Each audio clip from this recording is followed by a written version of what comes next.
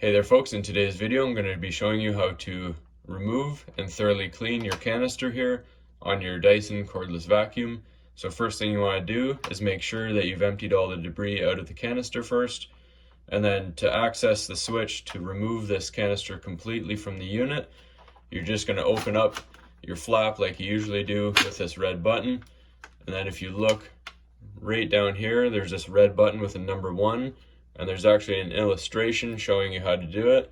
So all you do is you push this tab down and then it completely removes like so. And what I like to do is I like to just use any kind of compressed air, it doesn't really matter the brand, and we're just gonna dust this off here.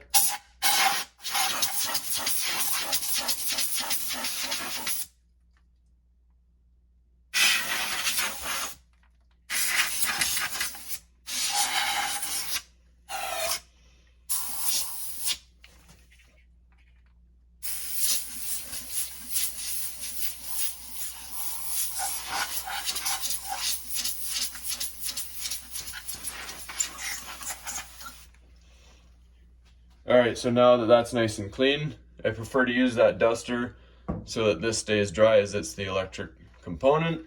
We're going to take our canister here, and you can use soap and water, or if you prefer, you can use a household cleaner as long as it's a gentle cleaner. I like to use a disinfectant so it stays nice and clean and fresh.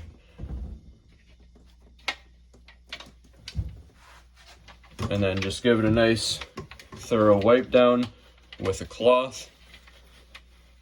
Now even though you're wiping it nice and dry, you still want to make sure that you let it air dry just overnight. And then in all these little crevices here, you can use an old toothbrush or anything that you want. I'm just going to do it kind of quick. It's still nice and thorough though.